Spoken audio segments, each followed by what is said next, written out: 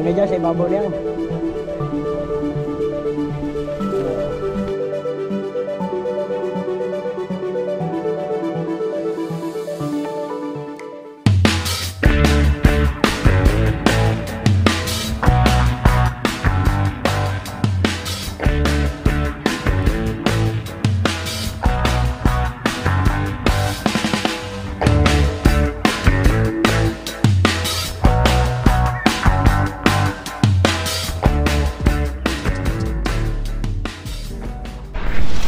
Welcome mga ka-For The Body sa ating YouTube channel. At kung bago ka pa lang, i-subscribe nyo po, i-follow nyo po ang channel natin, i-like nyo po itong video na to, then click subscribe and i-hit yung notification bell para lagi kayong updated sa ating lahat ng mga videos. So ito na, panoorin na natin mga ka-For The Bodies.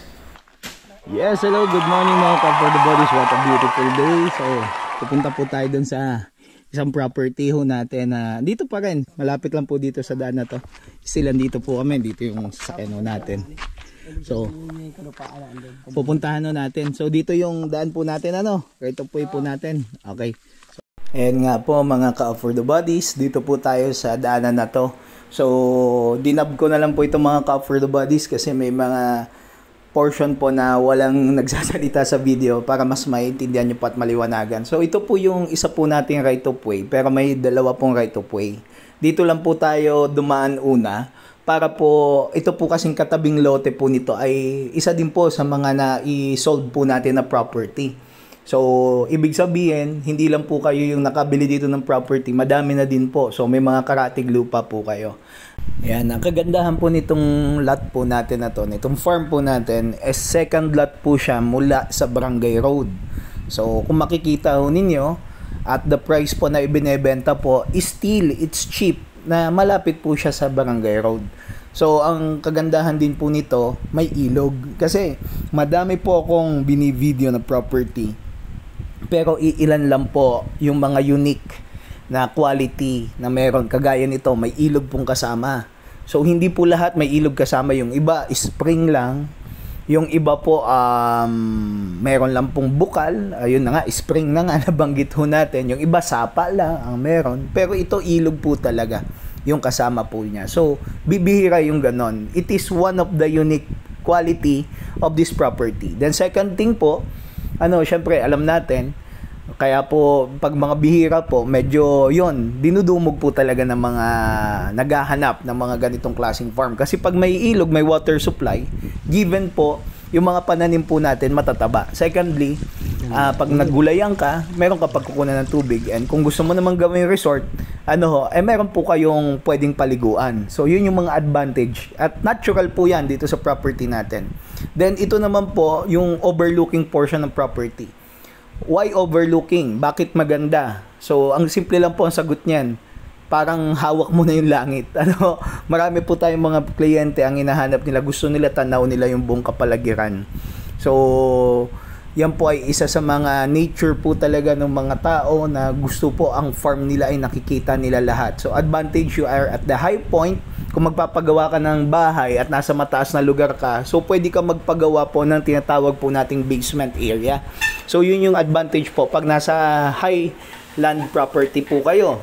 So, makikita nyo po ito, this is a mix of a highland, then at the same time po, may flatland po siya. May talampas po siya. Ano ho? So, yung pinasukan natin kanina, medyo pa-inclined ng konti. Ano ho? So, pwede po natin palawakan yon. Kung gusto nyo po palawakan, pwede tayo mag-rent ng backhoe. Or kahit hindi na po backhoe yon, madali lang po yon. Lilinisan lang po yon. Then, meron na pong pagpaparka na sasakyan nyo po dun mismo sa gilid ng property. So, yun yung advantage. So, dalawa yung right of way niya. We will choose saan po tayo dadaan. Ano ho? So, yun yung isa sa advantage. Secondly, ano po, may overlooking, may bodies of water. Then, ito po talaga, nakikita ko po na medyo madami pong magkakagusto talaga nito, mga for the body. So, sa atin lang po ay first come, first serve po tayo. Ano ho? Pero, isa po sa mga nagustuhan ko po talaga dito, yung property po is a very productive farm. So, nakita ko po dito, mga ka-farm lot po, nasa 800 plus yung coconut na nakatanim.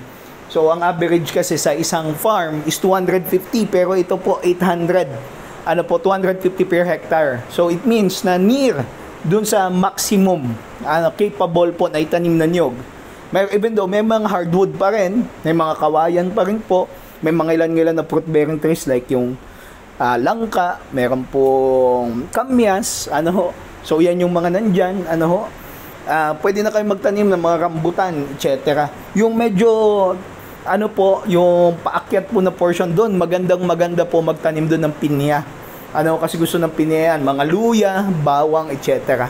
Ano, yun yung kagandahan po nitong property po natin na to. Then, another thing, isa po sa advantages or edge ng property po na to compared to other properties that we had before, mura po siya. Even though lahat mura, ano po, pero sa mayroong bodies of water na ganito, talagang napakamura niya. Ano ho, imagine 5.5 hours from Manila and magbubukas na po kasi yung TR5. Ngayon po opening na yung TR4. Pag sinabing TR4, from Manila po yan to Lucena City. So, operational na po yan. Malapit na po mag-operational. Ano ho, so pwede nyo po yan i-search what is TR4. May Google naman po kayo. Then, kindly check on the TR5. TR5 is from Lucena hanggang dun po sa tinatawag po nating Sorsogon City. It will pass by Tagkawayan. Ano ho, kaya nga po, dito sa Tagkawayan area, talagang papunta na po sa progresibong lugar. So, sabi nga, kailan ka pa bibili? Pag mahal na. Ano ho, so hindi na investable yung price.